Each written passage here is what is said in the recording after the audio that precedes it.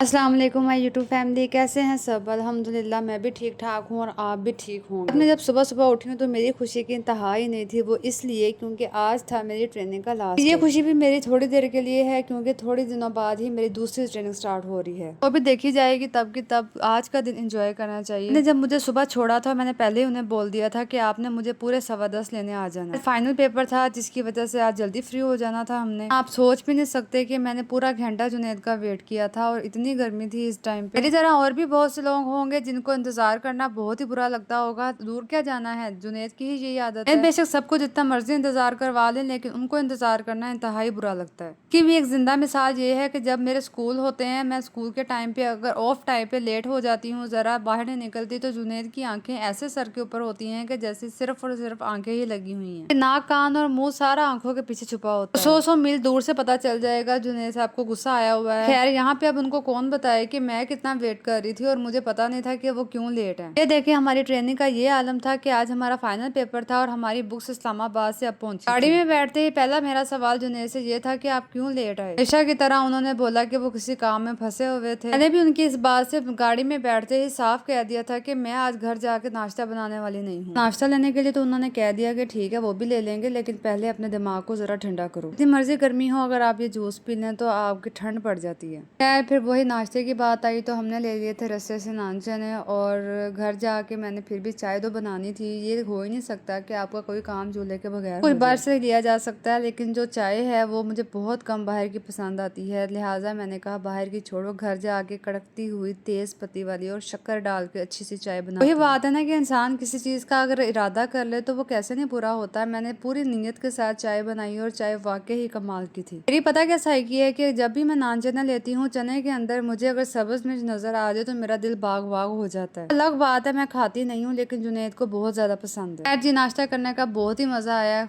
चाय की तारीफ आप जुनैद से खुद ही सुन लें। क्या कह रहा है? बोलो क्या कह रहे थे आप। ये होते हैं मर्द जिनके मुंह से ना तारीफ नहीं निकलती। अभी ये थोड़ी देर पहले कह रहे थे कि चाय बहुत तो मैंने कहा दोबारा बोलें तो, लेकिन बहुत मजे की चाय बनी। फिर बोलो। बहुत ही यमी, फिर टेस्टी, डिलीशियस। फिर लो बोलो, क्या नाम मिलेगा मुझे। आपको नाम दिया जाएगा, अब वो कब जाएगा। 5,000 दे दो। हैं? 5,000 दे दो। 5,000? तू चाचे का कौन खाली कराना है? तू चाचे का दुश्मन है क्या? मैं नहीं बोल रहा तेरे। क्यों? हाँ, नहीं। तू 10 रुपए की गल कर, 5,000 की गल करती। वो आपको गर्द होना चाहिए हैं? कि पुप्पो को जो चाहिए लेके दो। पप्पू की साइड लेने वाला ये बैठा हुआ है, दिखाओ उसको। बताओ पुप्पो आगे मांगा था कि मेरे लिए स्टैंड मंगाओ, अभी तक नहीं लेके दिया। हाँ जी।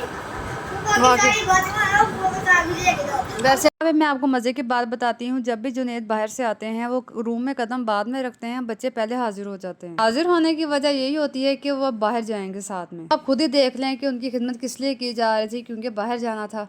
जी यहाँ पे मैं ज़ारा को सिखा रही थी कुछ स्कूल के रूल्स और मैनर्स कि उसकी टीचर ने डायरी पे पेस्ट किए हुए थे। इनका एक बहुत अच्छा मुझे सेक्शन लगता है, तरबियत सेक्शन। तरबियत सेक्शन को हर महीने में डायरी में पेस्ट किया जाता है, जिसमें ये बताया जाता है कि बच्चे अपने रूम की सफाई किस तरह करेंगे, अपने पेरेंट्स की हेल्प किस तरह करेंगे। मैं कहती हूँ ये बहुत ही अच्छी चीज़ है। पढ़ाई के साथ साथ ये चीज़ें बच्चों को सिखानी चाहिए। इनके स्कूल ने तो ये बात बिल्कुल गलत साबित कर दी है कि सिर्फ तरबियत करना माँ का फर्ज नहीं है। हमारे ज़माने में ये होता था सिर्फ पढ़ाई की जाती थी, लेकिन शायद हम शरीफ थे, हमें इस चीज़ों की ज़रूरत भी नहीं थी। तो आजकल की जनरेशन है उनके लिए तो खास इस चीज़ की ज़रूरत है कि उनको सब कुछ सिखाया जाए, बताया जाए। यहाँ पे मैं ज़ाहरा को कुछ क्वेश्चन लर्न करवा रही थी और वो भी करवाने का ये तरीका था कि मैं उसके साथ एक गेम खेल रही थी। अगर आप बच्चे को डिफरेंट एक्टिविटीज़ के जरिए कुछ लर्न करवाएंगे तो फिजिकली और मेंटली तौर पर एक्टिव रहेगा और बोर भी नहीं होगा। आजकल ये रटा सिस्टम तो खत्म हो गया है और उस चीज को खत्म करने के लिए ये देखें एक गेम बनाई गई है कि आपको एक बॉडी पार्ट समझाने के लिए गेम के तौर पे यूज किया जा रहा है। तो उसके लिए गेम भी हो गई है और वो उससे लर्न भी कर रही है।